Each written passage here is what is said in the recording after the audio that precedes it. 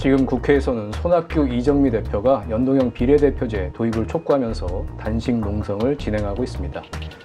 선거제도 개혁 문제 때문에 정치권이 지금 뜨거운 상황인데요. 오늘 더정치에서는 특별한 시간을 마련했습니다. 선거제도 전문가인 최태욱 교수님 모시고 말씀 나눠보겠습니다.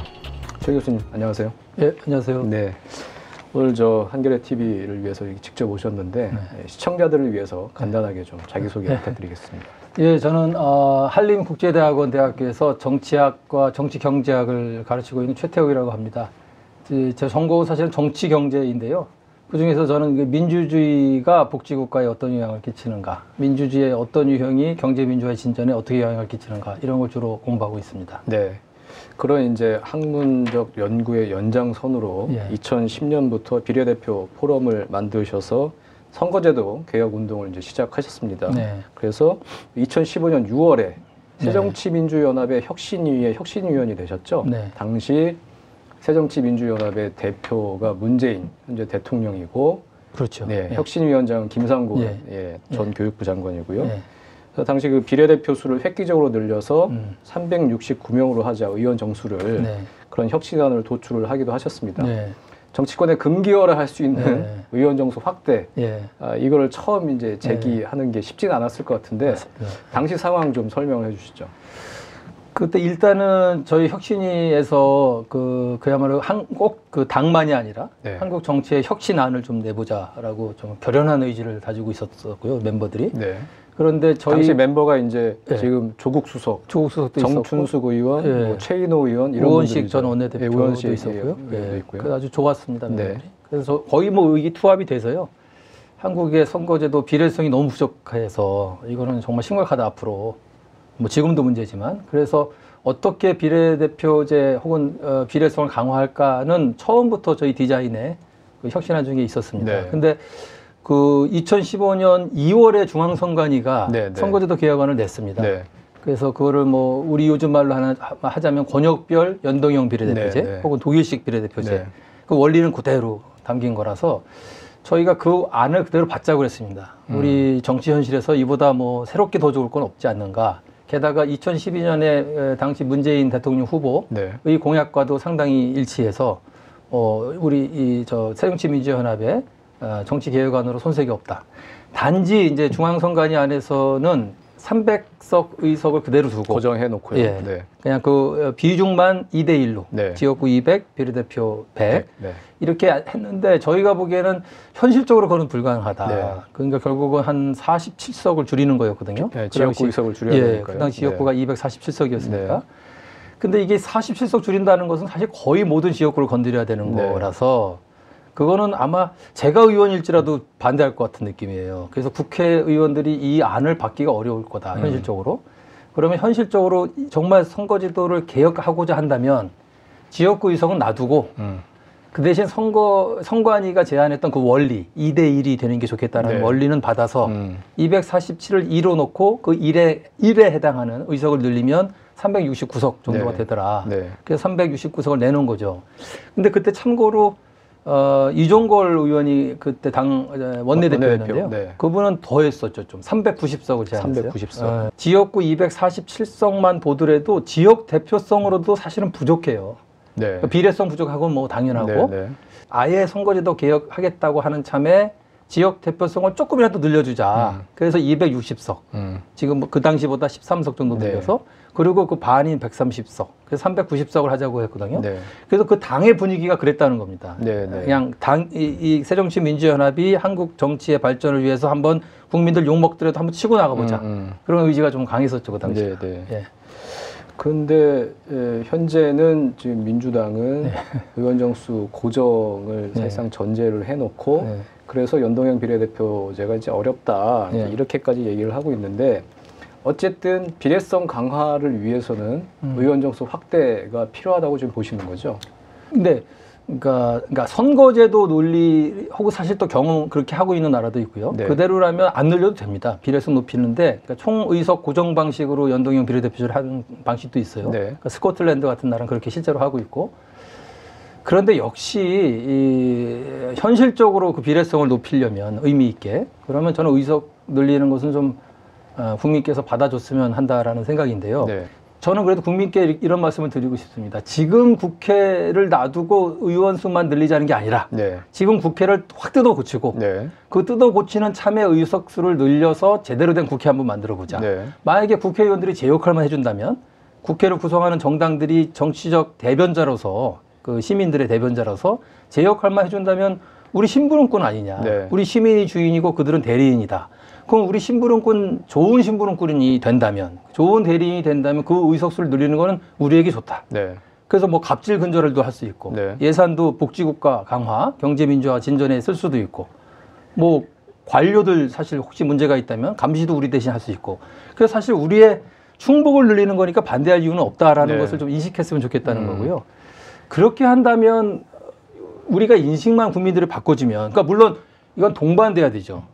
충분히 높은 비례성, 대의가 민의가 제대로 반영될 수 있는 국회를 만들m에 있어서 부족함이 없는 선거제도 개혁안과 더불어 의석 정수 네. 증대 네. 이렇게 설득을 하면 가능할 것 같고요. 네. 국회 사무처에서 최근에 계산을 나름대로 자기들이 해본 모양인데 지금 의원 공식 보좌관 수가 9명이지 않습니까? 네.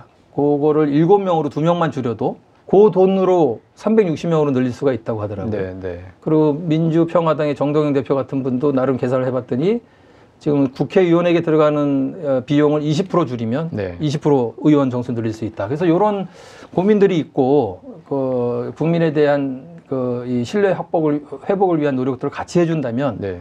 국민들께서도 좀 시간은 좀 걸릴지 몰라도 네. 받아주시지 않을까 그런 네. 생각입니다. 그러니까 단순히 이게 지금 의원 정수 확대 논리가 사실은 지역구 의원을 줄일 수는 없는데 비례대표의 비율을 높여야 하니까 결과적으로 의원 정수가 전체적으로 늘 수밖에 없다는 논리이지만 네. 또 이제 달리 또 생각을 해보면 지금 대변되지 못한 여러 가지 목소리, 소수자들의 목소리가 있지 않습니까? 네. 그런 대표성 강화라든지 비례성 네. 강화를 위해서도 예. 비례대표라든지 의원 정수는 지금보다 더 늘어나야 되는 거죠. 그건 맞아요. 네. 제가 아주 어렸을 때, 뭐 10만 선량 이런 얘기를 들은 적이 좀 기억이 가물가물 네. 나는데, 그 재헌의회 때 나온 얘기래요. 네, 네. 그 시민 10만 명당 국회의원 1명은 돼야 된다. 네. 근데 그 재미있게도 OECD 국가들의 평균을 놓으면요. 주로 하원의원, 입법부 평균을 보면 그 10만 선량 얘기가 맞아요. 네. 통계적으로 그 나라들, OECD가 말하자면 선진국이잖아요. 선진국 국민 10만 명당 하나의 국회의원이 있더라고요. 우리 같으면 그러면 5천만 대충 잡아도 한 500명 돼야 되는 거죠. 그러니까 우리나라가 OECD 수준에 보면 굉장히 낮은 건 의원 정수가 네. 그 비중이 낮은 건 사실입니다. 이런 여러 가지 상황을 다 종합을 했을 때 연동형 비례대표제가 큰 원칙으로 지금 네. 선거제도 개혁의 요소가 도입돼야 된다. 네. 이런 얘기들이 지금 이제 대세처럼 얘기가 되고 있습니다. 네, 그럼에도 불구하고 그에 대한 또 반박들도 조금씩 네. 지금 나오고 있는 것 같아요. 네. 먼저 그 대통령제를 채택하고 있는 우리나라에서 이 연동형 비례대표제는 의원 내각제와 다당제를 지향하는데 이게 대통령제와는 좀 미스매치다. 이런 지적들이 있는데 이 부분에 대해서는 어떻게 생각하시는지요? 그러니까 뭐랄까 제도 간의 조화 네, 이런 네. 표현을 쓴다면 네. 그 우려할 만하죠. 그러니까 사실은 비례대표제 우리나라가 비례대표제 국가가 되면 다당제가 될 건 거의 확실하고 다당제라 하면 단독 과반 정당이 의회에서 없다는 것이고 유력한 정당이 최소한 서너 당이 자웅을 겨룬다는 거니까 여기서 대통령이 등장하면 그게 유력한 정당 여럿과 그 중에 어느 한 당 출신의 대통령 간의 조화가 가능한가? 이런 우려가 생기는 건 당연한데요. 네. 사실은 잘하는 나라들이 있습니다. 그러니까 라틴 아메리카의 국가들은 거의 다 비례대표제 국가고요. 네. 그리고 또 거의 다 대통령 중심제인데 우루과이 같은 나라 아주 모범적이죠. 항상 그거를 연정형 대통령제라고 부르거든요. 네. 대통령 중심제이지만 필요에 의해서 거의 언제나 연정을 구성하고 따라서 여러 정당들이 사실상 내각을 구성해서 대통령을 말하자면 모시고 같이 국정 운영해가는 방식. 그런데 우루과이의 국정 수행 능력이랄까? 그러니까 뭐 경제 성장, 분배, 뭐 사회적 안정도 혹은 국민들의 행복감 아주 높아요. 네. 그래서 어떤 사람들은 라틴 아메리카의 스위스라고도 할 정도로. 네. 그래서 제가 말씀드리고 싶은 것은 연정형 대통령제가 이미 실험도 되고 있고 네. 잘하는 나라도 있고 또 못하는 나라도 물론 있지만 그래서 그게 그리고 우리나라만 보더라도 말이죠.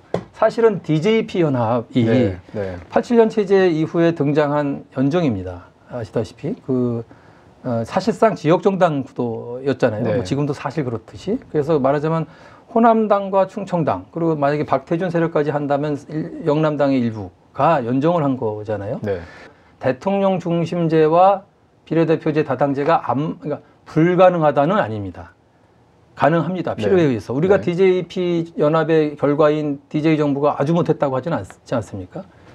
그런 걸 볼지라도 불가능하지 않고 가능하다. 그래서 크게 걱정할 건 없다. 분명한 것은 이겁니다. 지금 선거제도 개혁 논의가 이 정도 뜨거워졌던 이유는 아까 우리가 국회의원 늘리는 거를 국민이 반대하는 이유 바로 그건데요. 국회 불신. 국회가 제 역할을 못한다는 거지 않습니까? 그러니까 대의제 민주주의의 그 핵심 기구는 국회죠. 말하자면 사회의 소우주는 국회여야 한다라는 말이 얘기하고 있듯이 정말 안 그러면 길거리에서 피를 흘려가며 싸울지도 모르는 갈등 문제를 제도권 안으로 대표자를 통해서 축소시켜서 대화와 타협을 통해서 평화적으로 해결하자는 게 민주주의의 기본이지 않습니까? 그래서 국회가 기능을 제대로 해야 되는 거인데 지금 우리 국회가 제 기능을 못하고 따라서 대통령도 사실은 제 기능을 다 못하므로 정치적 대표성을 보장해줘야 된다는 아주 기본적인 정치적 욕구가 드디어 구체화되고 있다고 저는 보거든요. 그러니까 대의제 민주주의라고 한다면 시민이 주인이고 정치인 그리고 정당은 대리인이다. 그렇다면 대의제 민주주의의 기본에 충실하고자 한다면 한국의 주요 사회경제 집단들, 시민들이 뭉쳐있는 그 사회경제 집단들의 정치적 대표자가 있어야 된다라는 거죠. 근데 보십시오. 우리가 이제 요새 약대 집단이라는 표현을 많이 하는데 규모는 굉장히 큰데 사회경제적으로 약한 약대 집단들이 대표적인 게 비정규직 노동자. 수백만이지 않습니까? 700~800만. 그다음에 소상공인과 뭐 대부분의 사실 영세자영업자들이죠. 이분도 한 700만. 청년들 불안에 떨고 있는 청년들 뭐 대충 잡아도 뭐 우리 인구의 한 30%는 될 텐데 요분들이 이제 소위 약대 집단에 속하는데 이분들을 합치면 거의 전 국민의 80~90%입니다. 근데 비정규직 노동자도 소상공인도 청년도 자기들을 대표하는 유력한 정치적 대리인을 갖고 있지 못합니다. 그런데 대의제 민주주의라고 하는 거죠. 이거 말이 안 되는 거죠. 그러니까 국회는 그럼 거기 있는 국회의원들 도대체 누굴 대표하고 앉아 있는 거냐. 그러니까 영남당, 호남당 있는 건 인정해요. 근데 대표자가 필요한 이유는 싸움을 품위 있게 하라고 해서 대표자를 정치권에 보낸 거지 않습니까? 지금 영남인과 호남인이 싸웁니까? 왜 지역 정당이 필요한지 쓸데없이 자기네들 사실은 선거에서 이기기 위해서 지역주의 활용해서 지역 정당 만들고 있는 거잖아요. 우린 다 알죠. 진짜 필요한 것은 갈등 주체들. 그죠? 비정규직 노동자, 소상공인, 청년들 이들을 대표하는 정당이어야 하는데 그 정당이 없다는 거죠. 이 기본 욕구가 드디어 구체화된 거라고 저는 봐요. 선거제도 개혁 요구가. 그러니까 10%만 모아도 10% 의석을 가질 수 있게 하라는 거잖아요. 만약에 한국이 비례대표제 국가가 되면 우리 그 불안에 떨고 있는 청년들이 전국에서 10% 못 모으겠습니까? 그러면 10%만 모아도 30석짜리 유력 정당이 되는 거잖아요. 청년당이 나오는 거죠. 비정규직 노동자는 소상공인은 더 할 거려. 그러니까 이렇게 선거제도를 고치면 비로소 그때 민의를 제대로 대변하는 국회가 생길 수 있으니 그거부터 만들어라는 요구거든요. 그 다음에 권력 구조예요, 사실. 더 급한 거는 민의 대변 기구를 먼저 만들어야 된다는 거죠. 그렇다면 순서가 이렇게 가야지 맞다면 이걸 정치발전사의 순경로라고 하거든요. 이 순경로대로 가자는 거죠, 우리도. 그러니까 국민들을 대표할 수 있는 자들을 모아놓자, 국회에. 지금 이제 대변되지 못하는 뭐 약대 집단도 말씀하셨고 그 외에 또 소수자들도 있고요. 그런 논의의 연장선에서 연동형 비례대표제를 도입하면 극우 국자정당 혐오에 기반한 지금 뭐 우리나라도 지금 기독교 극우 세력이 상당히 좀 심각한데 이런 정당도 출연할 수 있다. 이런 이제 반론도 있습니다. 그거 근데 우리 인간들이 그 정도 상식은 갖고 있어서 그런 우려들을 다 하죠. 그래서 예를 들어서 비스마르크 공화국 때 그런 실패를 한번 한 이후로는 그렇게 극우 국자정당의 난립으로 인해서 의원 내각제나 분권형 대통령제가 실패한 예는 제가 기억하는 한 없어요.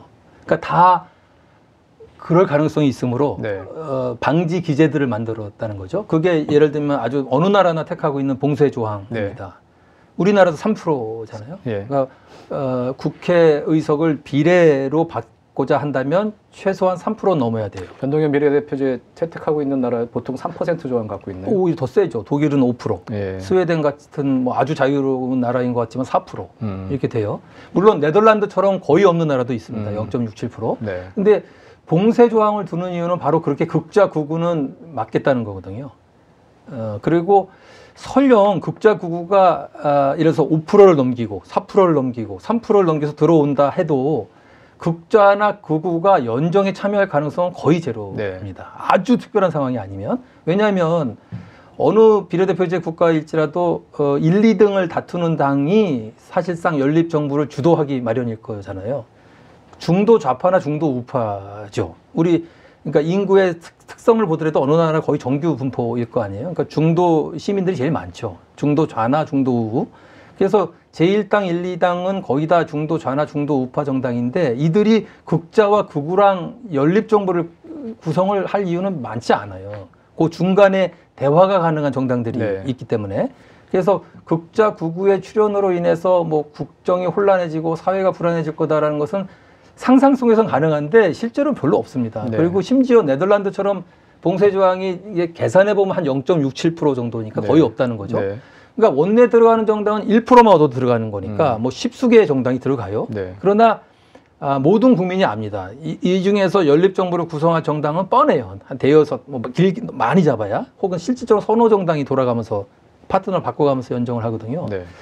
그래서 그게 극우 정당, 극좌 정당의 출현 때문에 비례대표제 국가되는 거 하면 안 된다. 이거는 너무 좀 허구의 위협인 네. 것 같고요. 그리고 저는 사실은 그냥 저 개인적으로는 만약에 우리나라가 3% 봉쇄 조항을 유지한다고 쳤을 때 뭐 기독교 우파 정당이나 무슨 뭐 이상한 좌파 정당이 극좌, 극우에서 돌아온다 할지라도 저는 그것도 사인이라고 봐요. 네. 이게 어디서 경고가 오는 거죠. 지금 뭔가 주류가 못하니까 새로운 대안을 모색하는 국민들이 3%씩이나 네. 늘고 있다라는 거잖아요. 네. 그래서 이거는 그 자체로 그냥 역할이 그냥 오포지션, 그냥 반대만 하는 혹은 견제만 하는 역할을 하는 극좌 극우의 정당도 뭐 그렇게 무서워할까? 그게 민심이라면 어쩔 수 없는 거 아닙니까? 저는 그 오히려 사인이 들어오는 거라고 네. 본다면 네. 그것도 뭐 꼭 나쁜 건 아니다라고 봅니다. 네.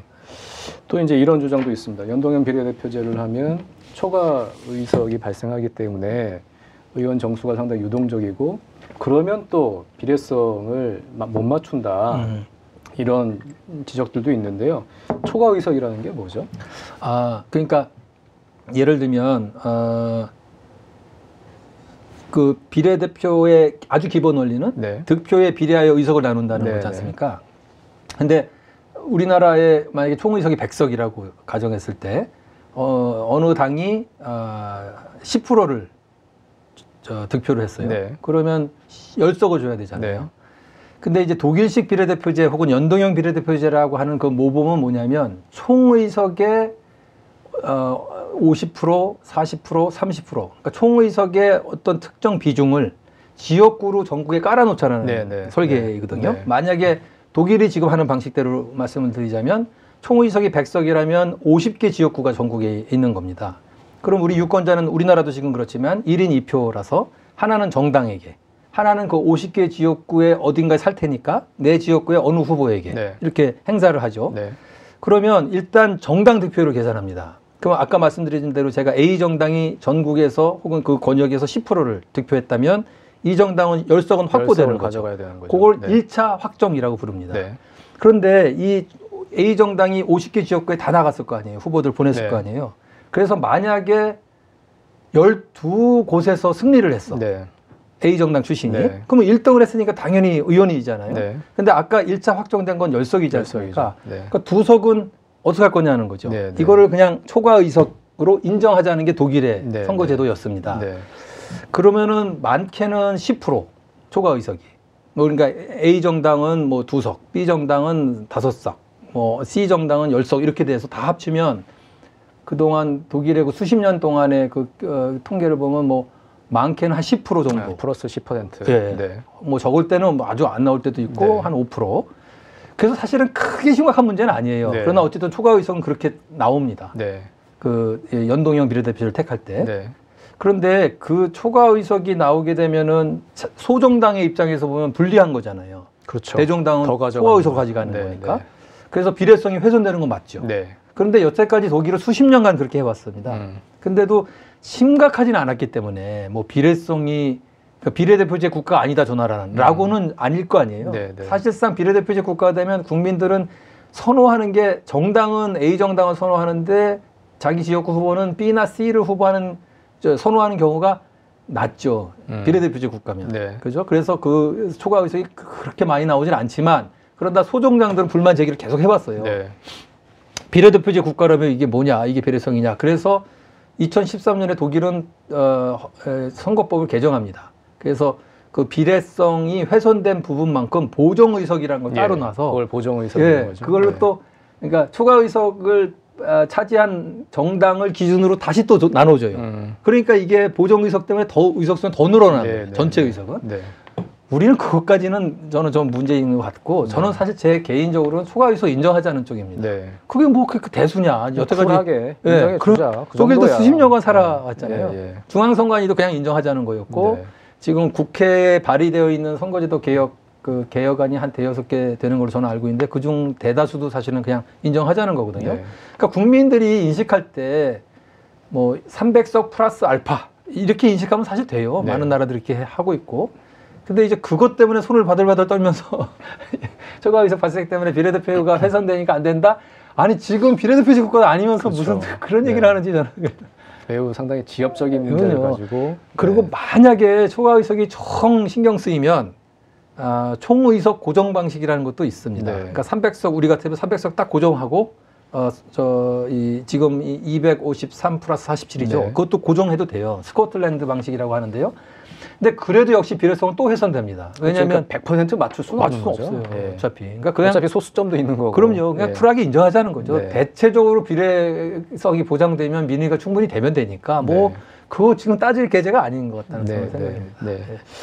그리고 이런 주장도 있더라고요. 의원 정수를 일단 300명을 유지하고 그 대신 비례대표제를 아예 없애자. 그리고 그냥 3, 4인 지역구로 지역구에서 다 그냥 300명을 뽑아버리자. 이게 지금보다는 비례성이 강화되지 않겠냐 이런 주장도 있던데요. 맞습니다. 네. 저는 모든 선거제도 개혁안에 반대하지 않는데요. 네. 이것만은 절대 반대하는 아닙니다. 네. 이게 이런 선거제도를 하는 나라는 없습니다. 네. 그러니까 일본만 그랬습니다. 네. 타이완이 잠깐 흉내를 낸 기간이 좀 있었지만 그래서 이거는 이제 학계에서는 일본식 선거제도라고 부르는데 그러니까 선거구가 우리를 소선거구, 뭐 중선거구, 대선거구 할 때 그 의미는 소선거구는 한 명을 뽑는다는 네. 의미고 대선거구는 2명 이상은 다 대선거구다. 소선거구가 아니다라는 의미고 중선거구는 그냥 뭐랄까 별명 같은 거예요. 보통 많은 나라들이 2명에서 대여섯 명 뽑는 나라가 많으니까 네. 뭐 그 정도면 한 중선거구 이렇게 부르는 거죠.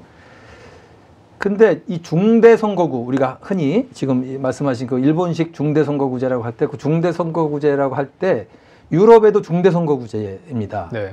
근데 그거는 한 지역구에서 뭐 나라마다 물론 다르지만 대여섯 명, 많게는 한 10명 이렇게 뽑아서 아까 제가 말씀드린 교과서적 의미의 중대선거구지 일본처럼 1등 만약에 4명을 뽑는다면 일본의 중대선거구제는 1등부터 4등을 다 국회로 보내는 거거든요. 네. 유럽에서 하는 중대선거구제는 사이즈만 중대선거구제일 뿐 그 방식은 비례대표제예요. 네. 그러니까 비례성에 의거해서 뭐 10명이면 10명을 뽑는 거라서 그거랑 혼돈을 하면 안 된다는 네. 거죠. 그래서 만약에 비례대표제인데 중대선거구제다. 연동형인데 지역구를 중대선거구로 한다. 이거는 찬성인데 네.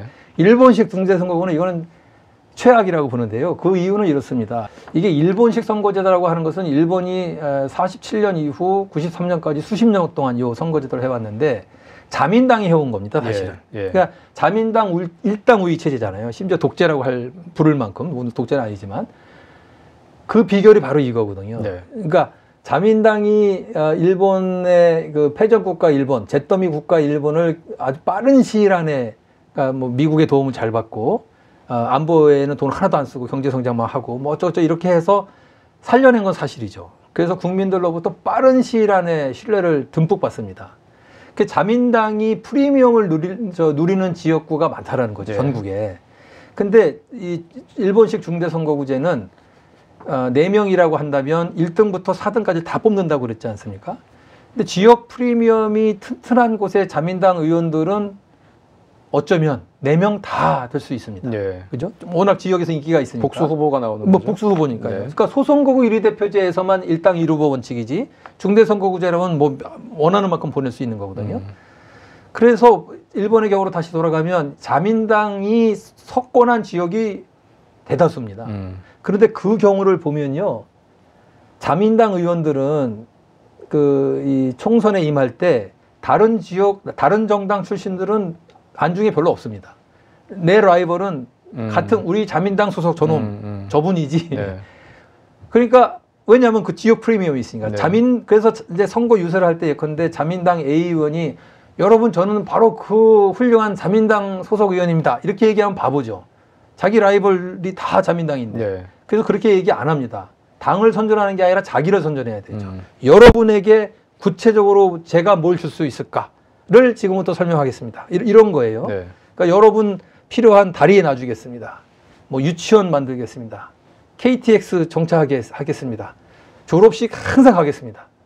장례식 항상 참석합니다. 국가대표성보다는 지역 그럼요. 대표성이 압도한다는 자기 말씀이죠. 팬클럽 만들어요. 그래서 일본 자민당 일당의 체제, 뭐 지금도 그렇지만 하여튼 그 당시 93년 전에는 평균을 보면요. 자민당 의원들은 자기 지역구에 개인 후원회, 코엔카이라고 하는 후원회가 한 200~300개씩 갖고 있었어요. 네.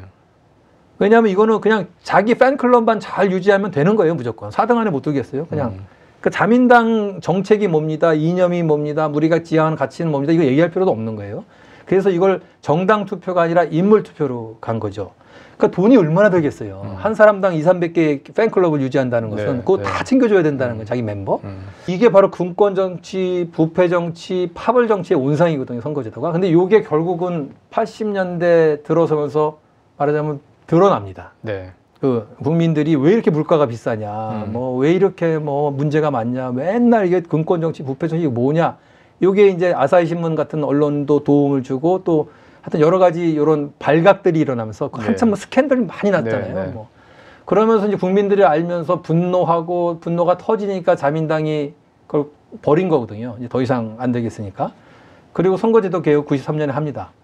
이렇게 문제 많은 선거제도가 한국에 들어온다고 생각해 보십시오. 이거 자민당이 몇십 년 쓰다가 발각되니까 버린 건데 그거 주워서 그걸 개혁이라고 한다는 건 말이 안 되죠. 그건 네. 보나마나 영남당이 지금 어떻게 할지, 호남당은 어떻게 할지 그냥 보이지 않습니까? 네. 우리 지역 프리미엄이 어느 정당이 특정 정당이 과점하고 독점하고 있다는 것은 다 아는 사실인데, 네. 이거는 뭐 비례대표라는 게 어쨌든 지역구 선거로는 충족할 수 없는 비례성을 그렇죠. 충족하자고 만든 게 맞습니다. 비례대표인데 맞습니다. 비례대표제를 아예 없애자는 주장은 그건 좀 문제가 있는 거죠. 문제가 있죠. 심각하게 문제가 있는 거죠. 예. 지금 어쨌든 정치권이 뜨겁습니다. 내년 2월 보통 2월을 목표로 선거제도 개혁 논의를 하고 있는데 야3당은 지금 단신 농성을 하고 있고요. 이제 줄다리기가 좀 이어지고 있는데 선거제도 개혁 논의 중인 정치권에 좀 한 말씀 해주신다면. 뭐 이거는 그냥 뭐 지금 바로 그래서 국회를 우리 국민이 불신하는 건데요. 네. 정신을 못 차리는 것 같아요. 지금 요번에도 이제 더불어 한국당이라고 네. 비아냥거리지 않습니까? 이게 그 비아냥거리는 게 그냥 단순히 이렇게 조소하는 게 아니라 경고라고 저는 봐야 될 것 같아요. 그러니까 보세요. 요번에 그렇게 두 거대 정당이 뭐 야합, 뭐 짬짬이 이런 비판을 들어가면서 이제 자기네들끼리 예산을 처리했는데 보도되는 것을 보면은 뭐 어느 정당 대표는 뭐 500억 자기 지역구 챙기고 뭐 어느 당 원내대표는 뭐 거의 400억 가까이 챙기고 그러니까 예산을 국민 돈인데 그 예산을 나눠 먹기 경쟁을 하고 있어요. 자기 지역구에. 네. 이건 국민을 위해 쓰는 게 아니잖아요. 자기 동네에 쓰는 거죠. 제대로 된 정당이라면 이런 경쟁이 붙어야 돼요. 지금 청년들이 정말 불안해서 좌절해서 어찌할 바를 모르고 있는데 청년을 위한 일자리, 좋은 일자리 양산을 위해서 이 예산을 여기다 100억, 200억이라도 더 받아야겠다. 네. 이렇게 주장하면 다른 당은 청년 어려운 거 아는데 야 소상공인도 지금 죽어간다. 소상공인을 위해서 뭐 좀 하자. 100억, 200억이라도 더 줘. 이러고 싸우고 어느 쪽에선 비정규직 노동자 현실을 좀 봐라. 이게 말이 되냐? 이게 나라냐? 300억 내놔. 이러고 싸워야 되는 거예요. 네, 그렇지 않습니까? 네. 근데 지금 자기네 지역구 나 진짜 어이가 없는 거죠. 그게 무슨 세종당입니까? 무슨 땅이에요 도대체? 지금 누가 얼마나 고통받고 있는지를 모른다는 얘기잖아요. 네. 경쟁을 그딴 식으로 한다는 네. 것은. 그래서 우리가 교과서에서 얘기하는 것은 대의제 민주주의가 발달하는 것은 정당들이 사회 경제를 구성하고 있는 우리 국민들을 주요 집단들을 대변해서 그들을 위하여 경쟁을 한다라는 네. 거죠. 네. 정말 건설적 경쟁이지 않습니까? 근데 이 주요한 약대 집단들이 지금처럼 계속 방기되어 있다면 대의제 민주주의 국가라고 하면서 이렇게 방치해 놓는다면 저 사회 해체의 위기를 걱정할 지경까지 왔다고 봐요. 지금 세계 최고의 자살률, 최저의 출산율, 네. 이게 하도 오랫동안 1등을 차지해서 감이 무뎌졌는가? 굉장히 심각한 거거든요. 네. 이건 사회가 지금 깨져가고 있다는 얘기예요. 그런데 국회의원이라는 사람들이 예산을 그런 식으로 나눠 간다는 것은 정말 말이 안 되는 거거든요. 그래서 네. 지금 정신을 차려야 될 것 같아요. 당리당략 사익 추구할 때가 아니라 지금 사회 해체의 위기를 걱정할 정도의 수준까지 와 있으므로 정신 좀 바짝 차려라. 지금이라도 정치적 대표성을 두루 제공하지 않으면 특히 사회경제적 약자들에게 정치적으로도 약자로 살려라고 언제까지 그럴 거냐. 사회경제적 약자이지만 최소한 정치적으로는 당당한 시민권을 누릴 수 있도록 그들에게 정치적 대표성을 제공하라. 안 그러면 큰일 난다. 그 간단한 방법이 있다. 선거제도 개혁이다. 이렇게 말씀드리고 싶습니다. 네, 그래서 민심을 그대로 반영하는 연동형 비례대표제를 도입하자. 맞습니다. 예, 네. 알겠습니다. 오늘 최 교수님 말씀 정말 감사드리고요. 예. 저도 몰랐던 부분 예. 많은 가르침이 좀 있었던 것 같습니다. 네. 네, 그 2020년 총선은 아직 1년 4개월이 남았습니다. 지금 민심으로 총선 결과를 예단할 수 없으니 선거제도 개혁으로 인한 유불리를 따지는 건 좀 부질없고 어리석은 짓입니다. 공정한 게임의 룰이 어떠해야 하는지 진지한 고민이 필요한 시점입니다. 더 정치 오늘은 여기까지입니다. 감사합니다.